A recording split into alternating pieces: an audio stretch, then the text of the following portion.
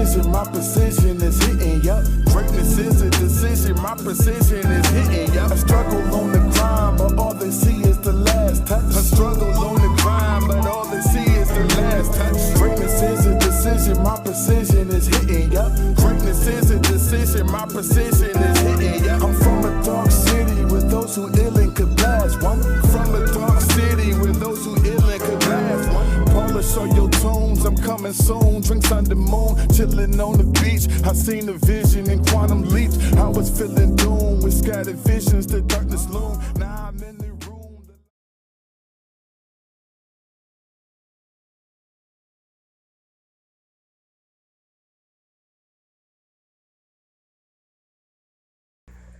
It hit different. It made me look at life different, and since then I've been a little bit more active with people, like pulling up and all that. So it's like, you know, it's the people. I'm a people's person. Like being in your position, like what's your level of accountability to youth, to that? You know what I mean? What is that? Because you are obviously being in your position and who you are, that accountability level to that. My accountability level is very high with the youth, especially, you know, yo, I want to be like you, Mega. I'll be like, I don't want you to be like me. I want you to be better than me. Yeah. Or if you're going to be like me, you know, I said it in the rhyme. I said, you want to walk in my shoes, don't forget those state boots. I paid dues. Yeah. Yeah. So it's like, you know, me becoming Mega, it's circumstances that made me who I was. I wasn't always a street person. I wasn't always a thug. I don't even like the word thug. I think the media turned that into a way to say call you a nigger in a nice way. Facts. So I'm not a thug. When I was in the street and I was living that life, it was circumstance and environment that made me that person. But if you'd have had me in a different environment, say I was out here and I was in a better environment, I might have not been that nigga. Yeah. So yeah. With the youth, one thing I tell youth is never underestimate the importance of school or education. And I'll be like, yo, they say knowledge. I'll be like, you ever heard of the saying knowledge is power? And they like, yeah. And I'm like, so where you get knowledge from? I said, you know it gotta be powerful if they literally killed slaves for learning how to read. Yeah, that's deep. So I'm like, so why wouldn't you empower yourself? If knowledge is power, why would you not empower yourself? Yeah. Like, go to school. I'm telling you, you don't gotta like the teachers. You don't gotta Just get through it. But just get through that shit. Finish that shit. And even you got a group like Bars and Hooks that was down with Prodigy, right? That was my group first. Oh, okay. They'll both tell you that. Shout out to Mike DeLorean. I gave him his name and everything. Okay. And my man Swells. You know, I brought them on tour with me and everything. The first tour they was on was with me. So, only reason I stopped dealing with them, when they was kids, they didn't understand it. But now, Swells was like, I love you. He told me that recently. Like, he's like, his mother loves me. Yeah. I said, yo, if y'all don't go to school, I'm not fucking with y'all. Because you could be a dope rapper, but the possibilities are more for you if you stay in school, especially Mike DeLorean, because Mike was a talented, fuck rap, he was a talented person. Like, what I mean is, he's one of those people, like, there's some people, my man Prince is kind of like that too. He's one of those people, like, he could do anything if you put your mind to it. Like, this guy could play basketball good enough. I wanted him to go to school because I felt like if Mike stayed in school, he could fuck around, catch on, and end up on a college team. You never know what could happen from there. He was that good in ball. He knows how to draw good. Like, everything he puts his mind to, he does good. You know, some people like, and this, he was like at a kind of high level with shit. So he had a younger brother named Biz. It broke my heart to see his younger brother Biz in the street. It broke my heart because Biz was actually ranked. You know how they talk about the best kids in basketball? They do it in every sport. In football, they might have the top top in the country. Man. Biz was ranked in the country. Wow. And I told the dudes in the hood, the older dudes, I'm like, yo, why y'all let him hustle? Yeah. You know what I'm saying? And I lost respect for some of the older dudes. Yeah, because you're supposed to guide the next generation. Yeah, so and my man Swells and Mike, they alive, so it's not like I'm capping. Anything I'm saying, they could be like, he's capping, or it's the truth. It's the truth. Right. And I told Swells, yo, if you don't go to school, I'm not gonna fuck with you. You know what I'm saying? Now he respects that. Yeah. So I've always been that guy with the young dudes. You know what I'm saying? Like, I always tell him stay in school. One of my man's son was trying to get into the game, and then I brought him to the crib, and You know what I'm saying? He came to my house, and then I brought him in the dining room, and I pulled out some pictures and shit. I showed him a picture of my man Blue, right? My man Blue sitting on a Mercedes Benz, fly dude. You know what I'm saying? And then I showed him, you know, some of my other friends, fly dudes. You know what I'm saying? And then I said, he got killed. He got killed. He's doing such and such time. You know, started showing him the consequences of that. And then that's one of my proudest moments as a man. Fuck as a rapper. As a man, I'm proud. That kid stayed in school, ended up going to college and everything. He has a good job now. He's wow. Yeah. Hey. So shit like that, that makes me proud. That's dope. Yeah. You know what I'm saying? Yeah, oftentimes in our household, we talk about, you know, because she works in, she's a teacher.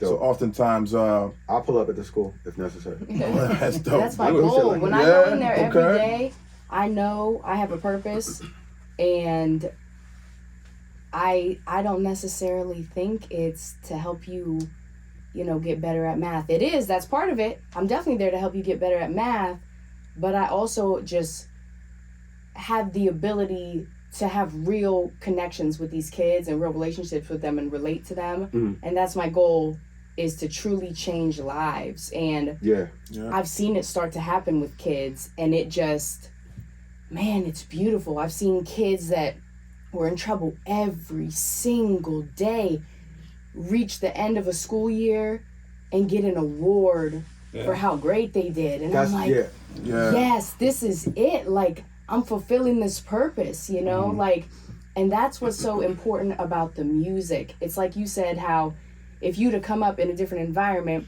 you might have been a completely different person. So many of these kids, their environment is trying so hard to mold them and make them, and for most of them, a good majority of them, it's working, you know? But music gives a way for a different perspective to come in there and guide them a different way that maybe their environment isn't. Like, the music you're making is guiding people a different direction, a much better direction than the music some of these other people are making. These people are making poison. This is like what we talked about at the restaurant. Ever since I became a mother, I often listen to music from that perspective and how it is going to impact my children when they hear it. And there's certain songs I used to like that I really can't mess with anymore, because I almost feel guilty listening to it, because I'm like, man, like, I hope they never hear this, you know what I mean? And to be able to find music that helps you raise your children rather than makes it harder for you to raise your children. It's so hard to teach your kids. It's so hard to teach your kids what's right when every single thing around them is wrong, and that's completely normal to them. Even the cartoons. It's so hard. You got to work so hard now to raise kids right. So to find music like everything you're making right now, it is incredible to know I can put this on, and this is truly going to help me guide my kids and guide all the kids that hear it. Like, it's beautiful. That's what Slick Rick did that for me. Rakim did that for me. There was times, you know, Slick Rick said, men don't steal, most don't borrow. And if you smoke crack, your kids will smoke crack tomorrow. Shit like that. But it's like, all right, the crack part, I'm not worried about that. I'm definitely not going to do that. But he's like, men don't steal, and most don't borrow. So it made me not want to borrow. A man never loses a fight in God's sight. This is all from Slick Rick. Man, that's real. Hey, Young World. So that song was telling me shit that I wish my father would have told me. And then it's like, Rakim did that. So I was just about to say that. Some of these artists, they did things that, you know, that taught and groomed us when we didn't have people to teach and groom us. And that's the torch that I picked up now, because some of these artists aren't as active, and I'm doing my job now. You know what I'm saying? Like, I take pride in helping young people. I take pride in, like, you know, I remember another what's the word I'm looking for? Misconception. Mega was going back and forth to jail, or you know, he wasn't on this album because he was in jail. That was a complete lie. I only been in jail once. Once I came home, I never looked back. Anybody that knows me will tell you that. So what jail was I in? 95, 96, 97, 98, 99, 2000, 2001, 2002, 3, 4, 5, 6, 7, 8, 9, 10, 11, 12, Right. to 22. Right. I've been fucking home. So that's a narrative that just kind of got recycled and people just kept Right, saying. because people don't do enough research. They lazy. Right. Or they go to Wiki sucks. A lot of shit Yeah. about me on Wiki is bullshit. Yeah, you ain't gonna get the truth. So as a man, I wanted to do shit that was gonna leave an impact. Malcolm X was a big influence on me. Muhammad Ali is a big influence on me. But Malcolm is a big influence on me because he came from the bottom and he got knowledge in jail. You know what I'm saying? Mm-hmm. So when he was in jail, he learned the dictionary. He increased his vocabulary. And I found out that when I was in jail, and when I was in jail, I was infuriated because I was in jail for a crime I did not do. I wasn't even almost guilty. That's some shit that's not even my style. Right. They just wanted me off the streets. So I'm not going to play victim because there was other shit that I was doing in the street. And if I had got caught, I probably would have got more time. So that was God's way of slow my ass down. Yeah. So when I was in jail, I was in a box because I got in trouble, so they put me in a box. And when you're in a box, it's like a slot in the door. That slot they put your food through, and the only entertainment is a book. They got a guy that come through with a book tray, right? And obviously a lot of people don't want to read, but I find that reading takes your mind someplace else. Like, like I could read a good book, and before you know it, the day is over. It's like, well, I'm going to sleep. I wake up tomorrow's another day. So I got the autobiography of Malcolm X, and when I read that book, it was transformative. Like I seen like it was a similar life, you know. I was never a pimp and I was never doing that shit, but I'm talking about being from the streets, getting incarcerated, and then what do you do from there? Like you grow from there. So when I got out the box, I went to population, and then my first day out of population, I seen somebody get stabbed in the yard in Midstate. My first day. That's crazy. I was like, whoa, this is like, okay, this is like your wake up call. Like, this is jail, motherfucker. This is your life. Yeah. Like, this is where you're gonna be. Somebody got stabbed right in the stomach. I said, oh, I seen that shit like I'm watching a movie. And I'm like, wow, okay. Like, I didn't even get to this is my first day in the yard. Man. My first, so that's a hell of a first impression. Yeah. So when I was there, I said I'm gonna better myself like Malcolm did. So I went to school, you know what I'm saying? I did I worked on my GED, took classes, passed my GED, started taking college courses. I became a fucking teacher's assistant. Now I'm helping people. Man. You know what I'm saying? I started boxing as a way to exert energy, cause especially since I was innocent, I had anger inside of me, cause I'm like, yo, and I had a beautiful girl home, and I wanted to get home to my girl before somebody else get to her. Yeah. When you're in jail, that's the only thing you think about, somebody fucking my girl. So I had anger inside of me, and I couldn't take that on people all the time. So boxing was a good escape. I was like, wait a minute. If I have a fight with you in the yard, I'm gonna get in trouble. But if I knock you out in the ring, you good. You knock me out. So I started doing the boxing in there, and then I was way advanced. I was better than I thought I was. Yeah. Like real talk. I'm like a legend in Midstate to this day. I think they got some shit on the case with my name on it. Wow. Yeah, somebody told me that recently. So my first fight, I'll never forget, I fought a Russian dude. Remember that dude, Russia? I left before that. Oh, this dude. I left, I think 5 days before your first fight. Oh man, you missed it. You heard about it though. You heard about those shit. So, what's the craziest fight you heard of? When you knocked the dude out the ring? Yeah. I knocked the nigga out the ring. 5% nigga. I'm trying not to. Yeah, that's a fact. Yeah, that was. So, and I was on the streets when I heard that. I was like, what? What are you eating up there? Like literally out the ring. Literally, he was hanging out the ring. They threw the top one. Did that make you think about going into boxing? Only reason I ain't going to boxing because I know how to rap. Yeah, if I didn't know how to rap, I'd have been a boxer. Yeah. So, and I took the sucker way out. I took the easy way out by just rapping. I should have did boxing too. Yeah. My two things is when you box, it's a lot of discipline, there's a lot of focus and dedication to that shit. But how you gonna tell somebody that just was in jail for almost 4 years, you can't have sex when you boxing? Right. I just came home. My box was let out. Right. Man, I didn't even know that. Yeah. Why is that a thing? Before a fight. Because when you come, it weakens you. It weakens your body. Even boxers, used to do that. Other boxers, like say you're a heavyweight champion and you come to the town, they might send the most beautiful women at you to flirt with you. What? Because it's like a way to So if you slip up and have sex, you're gonna be weaker. Yeah. So you had to refrain from ask any boxer. You gotta refrain. Yeah. Even Mike Tyson might have said that in the interview. Like like what you gonna do now, Mike? I'm gonna get some pussy. So this is what deterred you from being a boxer?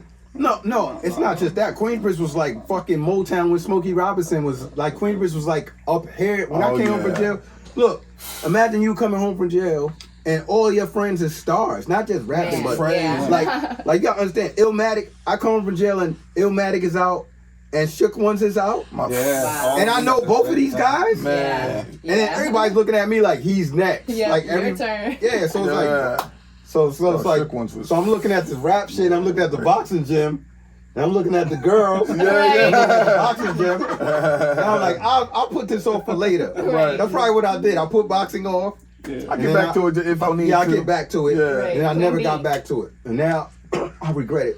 But I became you a legend. regret it? I do have regret because I was nice. I was like you said, I knocked somebody out the ring. That's crazy. And the reason I knocked him out the ring because he was bigger than me. Yeah. Like the guy, I had no business being in. I wish I could call my man D on the other phone. He'll tell you. If y'all got another phone, I'll call him. I gotta cut this off. Hold on. You want to? You have to go. Flip it. You have to go into my phone. I try to call my man D, but he was like my trainer. He's like, don't play with this guy, because the guy. Your trainer told you don't play with him? Yeah, because the dude was bigger than me. Yeah. So it's get him like, out of there. Yeah, Devon. So he was like, so I'm looking at first of all, when the dude came into the ring, I'm like, who the fuck is he fighting? How bigger was he than you? What was the size of? He was big, and he wasn't like big fat. Yeah, he he was a like, big dude. Yeah, I'm like, yo. So y'all wasn't even the same weight. I'm like, this must be a mistake or some shit. Like, and they was like, nah, that's McKay. McKay got to fight him. And I'm like, what? Is it because you kept beating people? Did they send somebody? I don't know. The first fight I had, I was supposed to lose. The first fight I had, anybody else in mid-state, in the early 90s, especially like 92, 93, somebody said Dave Telesco. No, I can't beat Dave Telesco. Dave Telesco hit super hard. Dave Telesco hit me so hard, if we was in the street, I'd have shot him. Straight up, I'd have shot him. So, the only equivalent. Yeah, he hit dumb hard. Like, look, I'm going to the car. I'm right back. He's a professional heavyweight boxer, and I sparred with him. That's how nice I was. Man. Yeah, okay. But when he hit me, that shit hit different. hit different when you get hit by somebody like that. Shit, he hit me here, that shit hurt back here. I was like, did this nigga punch me through my head? Right. Like, my head hurt in the back, and he punched me in the front. And that was sparring? Yeah, I was like, if we was in the street, I would have clapped him for that. But the first fight that I had was a dude named Russia. Anybody I was in mid-state and like in the early 90s will remember there was a guy named Russia. He was from Russia. And obviously, you know, they got like Russian mafia or whatever. And they come to America. Or they got Russians that's just here and they just put in work in the street, whatever. Yeah. This guy had a dead hand. He had no feelings. I guess he was an explosion or some crazy shit happened, so he had no emotion in his hand. So he hitting hard. He hitting beyond hard. Man. Like people was getting knocked out fucking with him. He could hit a wall and not feel it. So I was like, somebody trying to violate me, because my very first fight was against Russia. Oh man. I was like, what the fuck did I do to deserve this shit? So I'm like, yo. So I trained my ass off for that fight. Yeah. So I watched him spar and shit. And even when he sparring, he look at me with the evil look like, I'm gonna fuck you up, like type shit. So I'm looking at this nigga like, yo, why I keep saying nigga? I'm looking at this guy. So I'm glad I slipped up and said that, so y'all know I'm not perfect, and I don't think I'm perfect, because I don't like the word. I'll tell you, yeah. Boom. Yeah. So anyway, I got you on my phone. Plug that in, man. Yeah, you can plug Oh, that that's your battery? You might need to flip that. Oh, yeah, well, I can flip it if you plug it in. Flip it? Yeah, All right, flip it real quick. Hold on, y'all. So you can plug that in. You good, man. You got it? Yeah, go ahead. I'm just thinking about this dude with this steel fist. Oh, yeah. All your firsts, they're crazy. My first day, fight, someone though. gets stabbed. First fight. Oh no, with a guy with a jail numb is, hand. yeah, It's jail crazy. is not. Jail is definitely real. All your firsts. I ain't gonna be able to read what y'all said because it's sideways, but fuck it, y'all gonna get the story. So my first fight was against this dude named Russia with a fucking dead fucking hand. That's crazy. One of his hands was dead, not both of them. So, and he's got this, Thank God. and he had this crazy look on his face too, like, and I'm like, yo, why they trying to violate me? I know I know they like Russia gonna knock this guy out. Yeah. And they see everybody used to bet on the fight too. So I know I wasn't supposed to win that motherfucker. And out the gate, I done seen people like I seen this other dude, he got some size on him too. He was a cool black dude. And it's like, yeah, Russia knocked him out. And then They called him Russia, huh? that was his name, they called him Russia. That's why. So my whole thing is,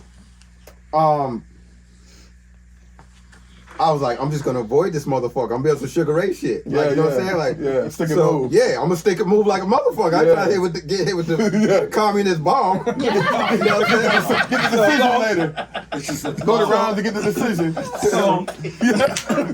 So my man D is a dope trainer. He had me working. I was training like the best. Like when my body was crazy. If I show you something, I had a 6-pack with the little bears on top. Like an 8-pack.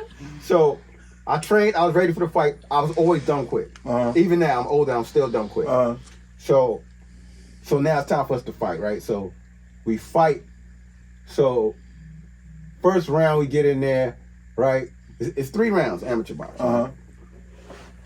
So the first round, I probably won every round. You were sticking and moving. See, I was sticking and moving, but I was dumb quick. Yeah. I was dumb quick. And then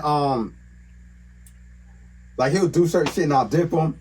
And then it's like I started violating him. It's like I'll stick my head out and let him try to hit me and move out the way, spin out the way. And I'm like, all right. So I'm playing. So everybody like, woo, like the crowd. Right? So now people start calling me Sugar Ray. And then so the first round, I don't know who won. I damn sure didn't lose it though. And then the second round, I probably got hit by him. I might have got hit by him in the first round. I don't remember. All I know is when he hit me, when I felt the dead hand, I said to myself, "That's it." Okay. Like you know, what I'm saying? Yeah. Like when I felt that, I thought I was gonna see lightning in the right. But when he hit me, I'm like, oh man, this shit. Like I've been getting hit my whole life. Right. You know what I'm saying? So it's like that is not. You not that guy. Yeah. So once he hit me, and I felt like, oh, you know what I'm saying? I can take and this. And that's what he kept trying. Now I'm quicker than him. Now I'm just like catching him with boop boop boop boop boop, catching him like I'm catching the shit out of him. Boop boop boop boop, moving on him, doing shit I'm not supposed to do. I'm moving good. The second round, third round, I'm doing my thing, frustrating him. Blah blah blah blah. I win. Now people in jail's like fucking with him because I wasn't supposed to be Russian. Right. Then I fought, and some of the people, Russia was the guy I fought in the jail. A lot of people that I fought from the jail and when I was in jail was coming from outside. They was coming from gyms. They wasn't inmates. What? Yeah. So the guy that I knocked out the ring. So Russia was in jail though. Rochester, right? The guy I knocked out the ring was That's from crazy. Yeah, he's from upstate New York. So you were still allowed to be in the circuit. Like we was fighting real amateur. That's crazy. Like when you box, there's an amateur boxing book.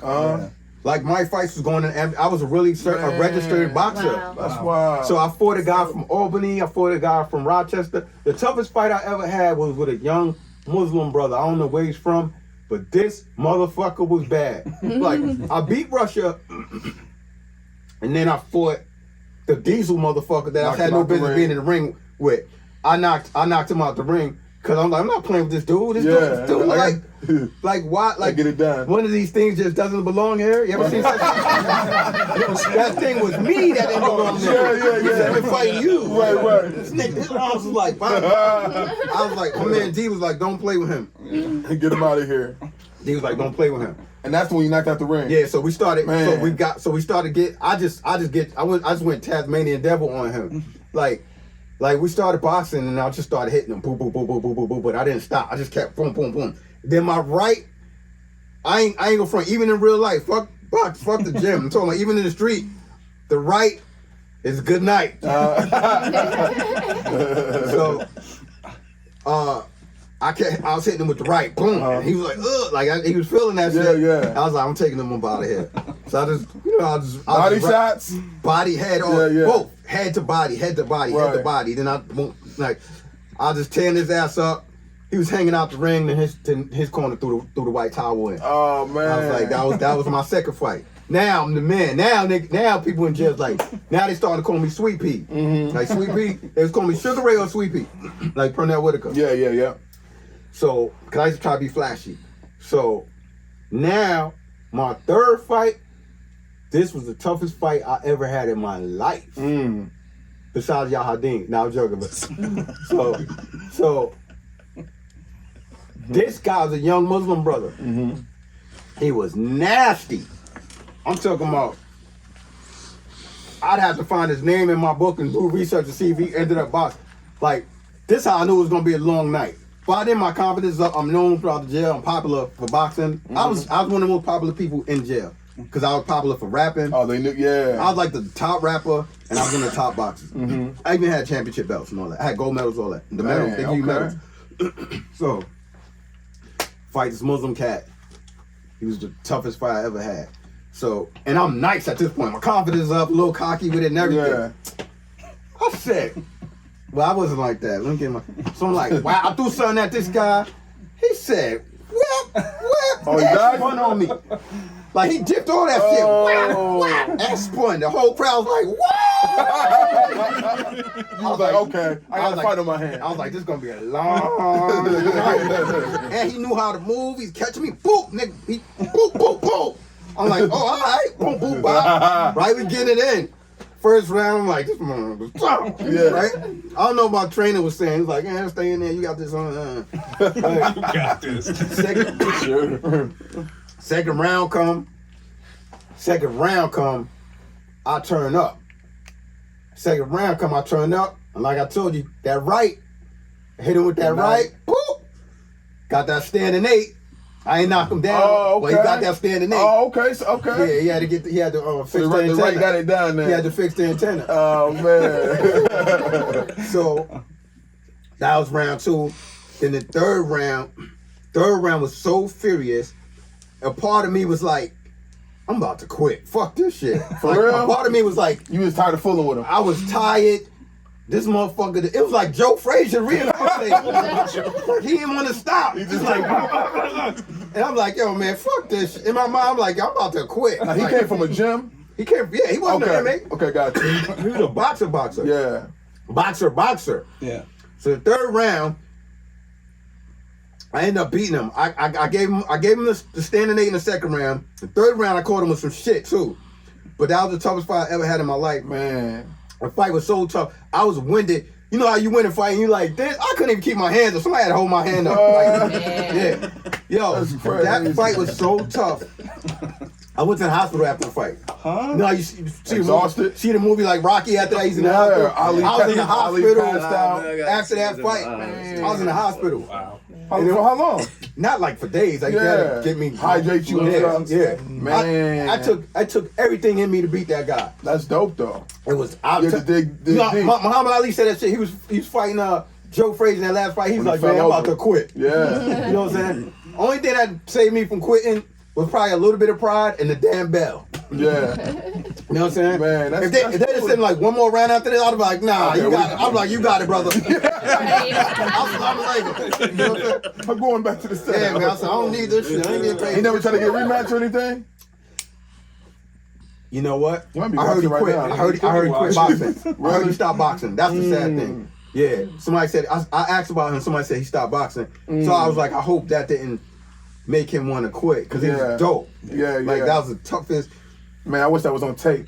Go for those fights. I gotta find somebody from this day because they probably do have more. Really? Somebody. Man, that'd be there's dope. some classic black and white pictures of me with the gloves on, and some of my friends got pictures of me with the medals on because you know when you and Jerry sent pictures home. Yeah.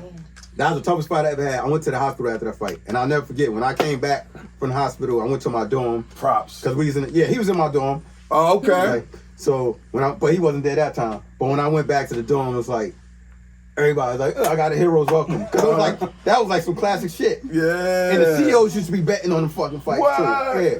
CEO, I never seen that CEO so happy to see me. Like, my on you your want me arms, 300 tonight. You came back to a parade, huh? Yeah, I was the man. Man, that's crazy. Probably had a meal and everything for people. It was, Right. That was my toughest fight. Do you feel like you use that tenacity you learned from boxing in hip hop? As far as it's like that beast mode when you write? No, because I've always been driven as a rapper. I think wanting to be the best or wanting to be the best that I can be. Not necessarily want to be better than you. That's what it's all Yeah. about. Want to be the best that I can be. Like leaving. Like you gotta understand. I'm not capping. If I'm capping, Prince, check me, please. I was always mad popular. Mm-hmm. Like in Queensbridge, before I went to jail, I was super popular. When I was in jail, I was super popular. Mhm. So I had to live up to that shit. Yeah. People used to come to Queensbridge from different places, like where's Mega, who's Mega? Just to meet you. To battle me. Man, oh, okay. And then jail, it's the same thing. I go to the yard, they be like, yo, this dude won't battle, yo, I got 2. And they bet cigarettes in jail. Cigarettes is like money in jail. Yeah. Yo, I got 2 cases. Yo, Mega, I got 2 cases better on you, bro. Like, yo, won't you battle this kid? You know what I'm saying? Yeah. It was like, yeah, they took that shit serious. So it's like, Wow. all right. So everywhere I went, I had to live up to my own reputation. Right. So it's like, that's what pushed me. As far as being in the hip hop game, is the thing about rap is there's so many different things with rap. You got different kind of rappers. There's dudes that can spit their ass off, Yeah. but they can't make a record to save their life. Facts. Yep. There's dudes that know how to make records, hit records, Who can't battle rap? they can't battle rap. Yeah. There's dudes that can make records, but you see them on the stage, that stage show sucks. Right. There's some dudes that are better. There's spitters and there's recording artists. Mm-hmm. Some artists are recording artists, like they're groomed, polished recording artists, and then you got like Cannabis is a fucking spitter. Facts. Nas is a groomed, polished lyricist. Facts. They're both dope, but it's Yeah. like it's a different thing. Right. And then you got people from the battle world. Some of those guys, I don't know all their name, but there's some dope guys in the battle world. They'll spit your head off. But as far as being on a song, you know what I'm saying? Yeah, 'cause a lot of them get sometimes battle rappers is hot and they get deals because of it, but they don't really transcend into anything. And sometimes it's not necessarily the rapper's fault, because sometimes it's somebody at the label that's trying to control you. That's one of the things a lot of people was fighting about for now is control. I never forget when I was on Def Jam, I made Def Jam Violator. I made a record called Testament. The album was called Testament, but I made a song called Testament. And this lady said, Testament is cool, but you need something hot. I'll never forget that. Because I'm looking at her like she got 3 heads. Yeah. Like, are you fucking nuts? Like, this song, like, people was going, people, I don't know how they went in Ohio when that shit came out, but in New York, Testament had people going crazy. Right. And I'm like, are you deaf? In my mind, I'm not saying this stuff. I'm like, are you fucking deaf and blind? You don't see how people act with this song? Right. It's like, you need something hot. So a lot of these You want something more radio or something? Or? Exactly. Yeah. And so I think a lot of these labels, they fuck artists' careers up because they control you, what they want you to be. Yeah. Even when you see an artist bragging with a gold plaque and a platinum plaque, whose glory is that? Yeah. You just like the prettiest prostitute. The next the prostitute that looks good. What did you really do? It's gonna make the other prostitutes get what that can. Who's your pimp? Yeah. Let me get, because if you got a gold plaque, how much money do you make? Because if an average artist, all right, a label makes $10 million if you see these platinum. I said that in the rhyme. You know, back in the days, retail, it was $10. So if you platinum, that's $10 million. Yeah. But how much was the artist getting off of that? Exactly. Like artist wasn't even getting $1 off a record. Yeah. And if in a fair world, we'll never see shows or news flashes up TLC is bankrupt, Tony Braxton is bankrupt. Right. Like these girls ain't on drugs and addicts, and you know what I'm saying? They sold so many records. Certain people should never have financial problems, but the deals are structured to benefit the label, not the artist. That's what came to mind was that Tony Braxton when you said that. Because I remember, I can't quote the numbers. Like she was getting like some type of very low cents per album. A lot of people do. It's crazy. So it's like if you got a gold plaque, how much did you make off that? Because if you sell platinum, how much you getting off of that? And then it's like they've spent so much money on marketing, video, etc., etc. You got to recoup that first. Right. So So if they spent $500,000 on your project, they're gonna get their $500,000 back first. Boop. Right. And then they're gonna give you your percentage, which is what? Like, I don't know how much cents it is. It's not dollars. Like a fifth of a penny per stream or something like that. So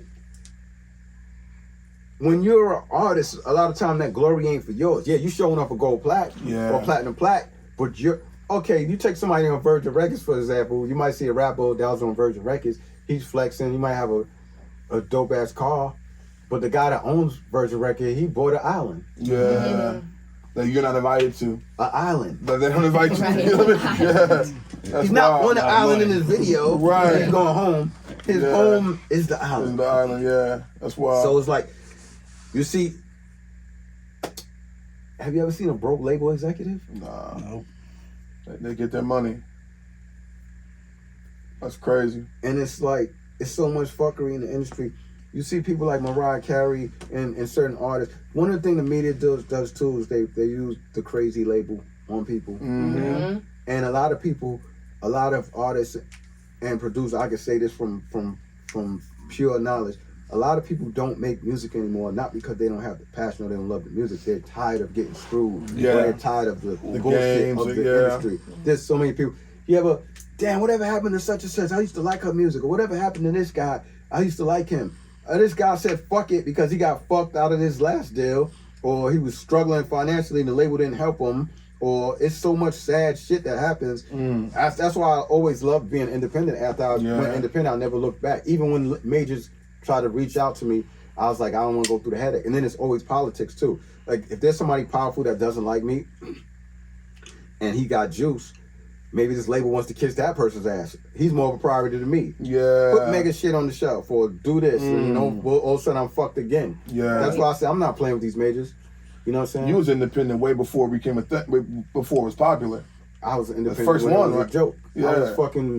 I was a fucking Richard Pryor of rap at that point. Everybody had jokes until I said jokes on you when I came through with the Hummer and all of that stuff. Yeah, yeah. People wasn't laughing anymore. Right. Like, yeah, how you become indie?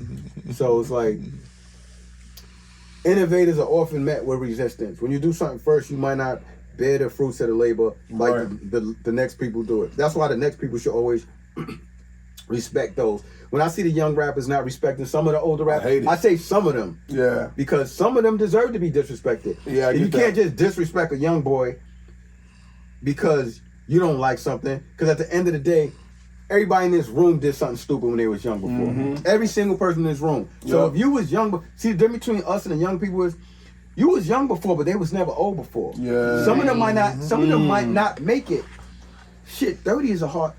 People die so young. They in the hood. People was thinking 30 is old. Yeah. That's how young people. That's how used to deaf people are at young ages. Bro, you said some expire before acquired growth and wisdom. Exactly. Crazy line. And it's true. That's the truth. When I listen to it, I think about all the people I grew up with that I never got to see, grow into who they truly were. You know what I mean? Died at young ages. So yeah, man, that line speaks volumes. My cousin Bam was 17. My man Derek was 17. My man JB from Edge, man, he probably wasn't even 20. Or was close to 20, or was at his very highest 20. Right. My man Elton, I don't think he made 30. My man Fly Ty didn't make 30. Jeez, crazy. My man, all my friends that died, most of them didn't make it to, wasn't 40 or 50 years old. Right. You know what I'm saying? My man Jordan was like, he's not from that life. He's a different guy. He grew up in a nice place, white guy. He was hanging around us to do business, but he wasn't trying to act like he's a street person. He wasn't trying to act like he's down. Right. He said, Mega, the way that you go to funerals this frequently and constantly reminds me of my grandfather. Like, that just goes to show you what I said earlier about environment. Yeah. Certain environments, death is not normalcy to them. Yeah. So when you see a young person dying in a certain place, it'll devastate their whole community. Yeah. Because they're not used to it. Whereas in this hood, it's like they're used to it. Yeah. Death is so common in the places I came from. it's desensitized. That's where I was going next with it. Yeah. Like, I take death hard. I'm crying. I'm just no shame in my game. I'm crying. Yeah. If I love you, facts. Me too. If I don't love you that much, I might not go to the funeral. I might just pay my condolences other ways. I cried. My man George died. I was crying like a baby. I was on the floor. Yeah. I'm not ashamed to say it. Right. I was on the floor. I might have been sitting down, stumped. I was on the floor crying. Yeah. Somebody had to hold me. My man Fly Ty died. I was crying. My man Blue died. I was crying.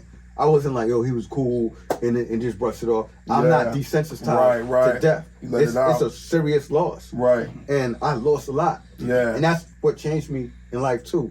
You know what I'm saying?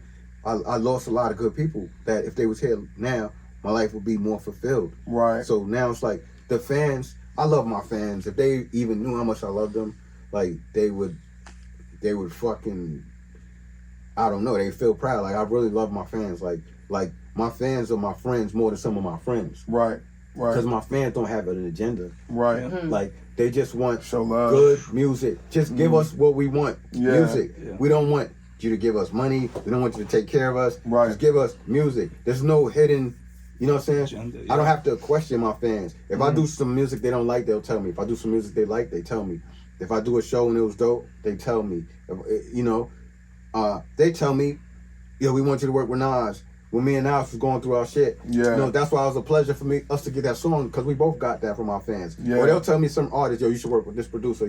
I listen. You know what I'm saying? So it's like that's dope, man. That my fans is the most important people in my life right now. Yeah. Like as far as sustaining me, is God and my fans, and then my family. Yeah. Because my fans help me take care of my family. Facts.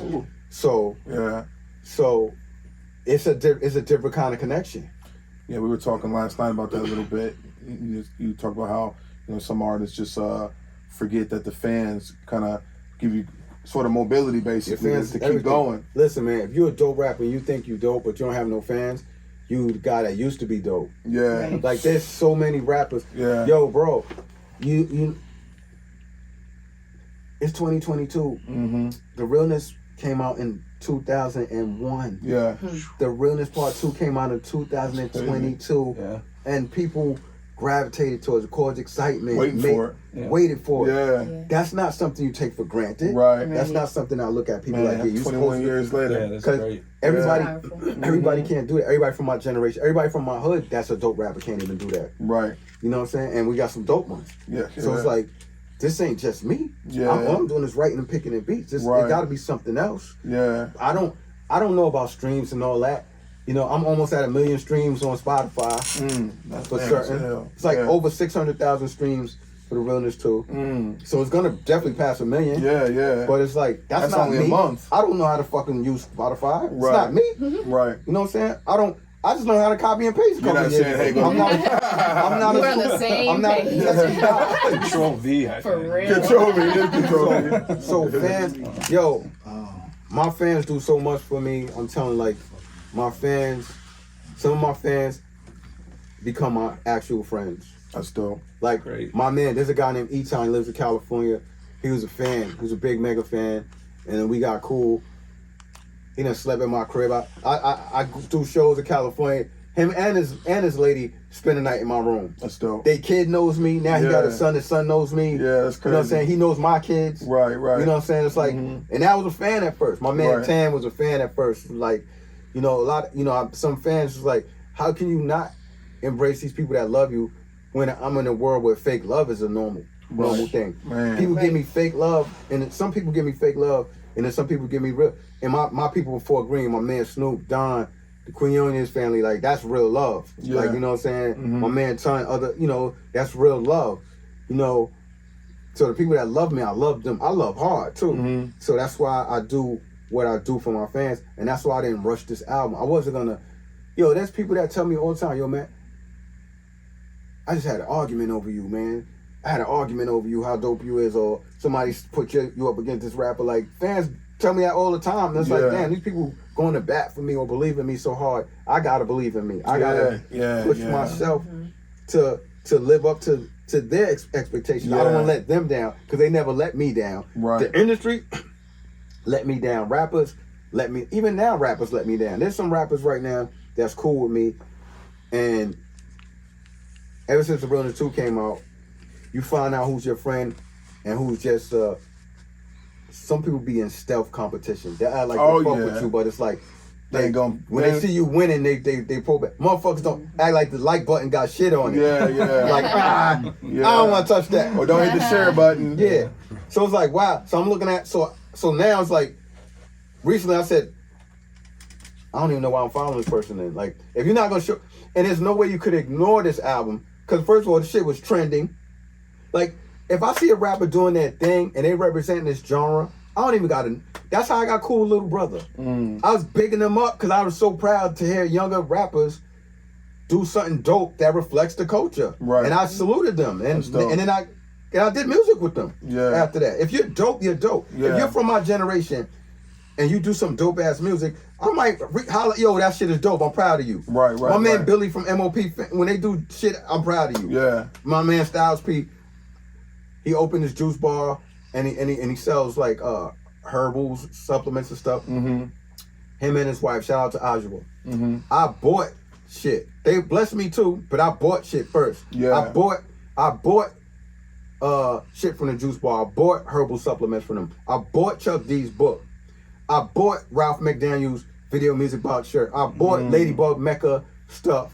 I bought Twin from Infamous Mob made a Queenbridge hat. I bought April Walker Wear. I bought a hoodie. She don't even know it because I'm not the type of person. But my man Mecca that knows it, he knows it because we wore our hoodies together one day. Right. So it's like, I support people. You know what I'm saying? Like, I bought the Lox album. I bought Rock Marciano album. I bought, you know what I'm saying? I support people. Right. The Carlton is a brand. My people, they from Brooklyn. They made some pants. Pants cost $300. I didn't want to pay $300 for some pants, but I did it. Right. Support You know what I'm saying? Because if that's gonna help, fuck it. Yeah. There's a girl named Penny from Queensbridge. Everybody from Queens that's doing their thing, and I know them. If they holler at me, or if I catch notice, I must try to support it, unless it's something that I don't advocate. Right. So my friend Penny, she knows how to cook. She makes cakes. She does catering. Her banana pudding will make you not speak to your wife. If you make banana pudding, don't let him take Penny shit. I'm telling you right now. Yo, I bought, and the cakes be like $50 or maybe a little bit more. I bought at least 5 cakes from her. I bought 2 from my pop. I might have bought 6. The minimum of cakes I bought from Penny was 5, and I bought banana pudding. Am I capping, bro? Banana pudding joints popping. So I bought that. King's Disease came out. They had firm shirts. My man Jay, he's like one of my guys that's in my circle. He bought it, for me. Yeah. He wanted me. He's like, nah, Mega, don't wait for it. Just buy it. Just wear it and support it. And I bought it and I posted it. Yeah. I support people. No I do doubt. certain shit that I won't say because I don't want to put it out there. But I do a lot and I say little. Right. And certain shit I do, I don't. My publicist Jackie O be on me. Jackie O, love her to death. She's like family too. She'd be like, I'm gonna kill you, Mega. Like when I did the Six Flags thing, took the Queenbridge to Six Flags. My publicist was like, why you didn't tell me? She was so mad at me. Oh, she wanted to film it. Yeah, she was like, this is the stuff the media needs to see. Right. Because I'm tired of them trying to make you out to be something else. Right. But now, at this point in my life, I don't have that. Like right now, the crazy thing about social media and about interviews and about being around people is they get to see your real personality. Yeah, facts. So now somebody says Mega's a hater, you look stupid. Yeah. You know what I'm saying? No doubt. So if you say, like, Mega was in jail, Mega kept going back and forth to jail, people be like, Mega been in jail once. What are you talking about? Mega's a hater. Mega shows mad love. Right. Mega's arrogant. The word humble gets thrown at me all the time, and I don't say it. Right. People be like, you mad humble. Some people be like, you too humble. Right. You know what I'm saying? So it's like all the shit. So the jail shit, whatever. Arrogant shit, whatever. What else? You know, you can't make it like somebody's trying to make it like if I show up late. You know how they color people time or rapper time? Yeah. I be on time. I be early with everything. Right. I be mad at my brother when he a little late. Yeah, come on, man. Like, you know what I'm saying? Everybody that's on my team knows everybody on my team is efficient. Don't mess around, yeah. These 2 guys are efficient. Everybody on my team is efficient. We don't play that. I'm never late. Right. And that's why, look, This company, Privilege, Lafayette, Privilege. Mm-hmm. They help me with this. Yeah. I was just about to talk about that. This is a clothes collaboration. This is a popular company. They based in Japan. They have like 7 stores in Japan. Oh, yeah? Unless I'm missing a few. They have a lot of stores. They're popular. Do you realize this is like probably like the 7th collaboration I've done with them? It's like 7th. Yeah. Like they constantly do shit with me because we do good business. Right. So it's like I do good business with people, and I one thing I learned about myself, forget rap. I realized I'm a brand. You could rap, you got bars, but are you a brand? Facts. Like everything I do sells out. A lot of people wasn't fucking with Ewings. There's some people that like the first Ewings I got was when you made Ewings. And then I was keeping it real, wearing Ewings all the time. And I made my Ewing, shit did well, I made another one, and then I fell back, right? But a lot of my fans bought them shits. If you go online right now and look for the Cormega Ewings, the lowest you'll see them for is close to 300. Wow. There's actually a pair that's 500. Wow. So that made me see my Your value. work? Yeah. You know what I'm saying? Yeah. And then I did a Pro Cad before, and then I noticed somebody made bootleg Pro Cads of my Pro Cad. What? And I knew they was bootlegs because they had sizes I didn't even have. Right, like right. they had kid sizes. I'm like, get the fuck out of here. I didn't have that shit. Like small, you know what I'm saying? Like they only made certain sizes. Like in this, like in the Corey stuff, the pants, there's no size small shirts. Right. So let's just say next week, I go online and see some shit in Japan with size small of these. You know we're gonna know it's like, who the fuck? So the Pro Cad had mad sizes, like sizes I never had. I'm like, I'd have gave my daughter a pair if they had that size. Right. You know what I'm saying? So Right. it's like I started seeing people sell my shit for more, or make bootleg of my shit, or like it's like wow. So it made me see not just that, see how my shit moves when I do events. I do events and like you go to my event. You're in the store chilling, but just people coming in and out, buying, and other brands see that, and then it's like, so it's like I They wanna started. get aboard. I realized who my brand is sustainable, Right. and I realized that, like I'm on live right now. There was this girl that was on here, I don't know, an hour ago, whatever, how long we was on this shit, and she was talking about there's a spot in England that they want me to do. That would be like the second spot. Like I was like one of the first. There's a spot called the Chip Shop in England. It's very popular. Chuck D performed there. KRS-One, Roxanne Shante, you name it. Legendary. But the first American act to perform there was Cormega. And it's a restaurant. When they did that shit, it was a test. Like how I was the first. Yeah. And if it would have failed, they wouldn't have did it. Right. My shit was so lit. I kept those doors open. Man. So it's like, and I performed there mad times. So it's like my second home. That's dope. So it's like I see my value now. Before I didn't know it. Before my value was being the dope rapper or thinking I'm a dope rapper. Right. But it's like I'm a brand. Like if I sell shirts, they're gonna sell. Right. I did skateboards before. The shit sold out. Yeah, I seen that. You know what I'm saying? Yeah. But so there's skateboards right now too for people that want skateboards. Link in profile. So Do you skateboard? no, a little bit. I used to skateboard when I was a kid. Okay. I used to ride BMX, skateboard. So all the shit I used to do, I want to try it again. Yeah. I just don't feel like breaking nothing. No, not at this yeah, point. no. Anytime soon, yeah. But I will do skateboards again. So everything that I do does well. You know what I'm saying? Only one thing that we ever didn't do crazy, and that was because we didn't really market it. And then that shit, once people seen it, it started picking up. But everything I do, it sells out or sells well.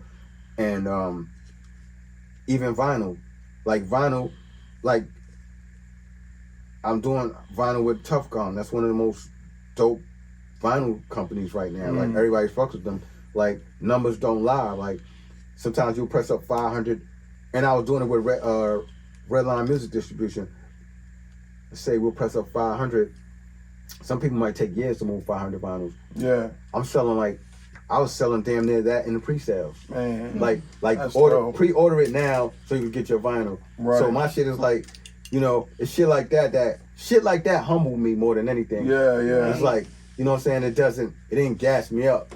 It humbled me because it's like, wow, like, especially, like I said, you could name mad rappers that was more hotter than me or more popular than me in the 90s, but let them do an independent album right now and see what happens. See what happens. Yeah. And I don't use a bunch of features. I only had 3 features on my album. No doubt.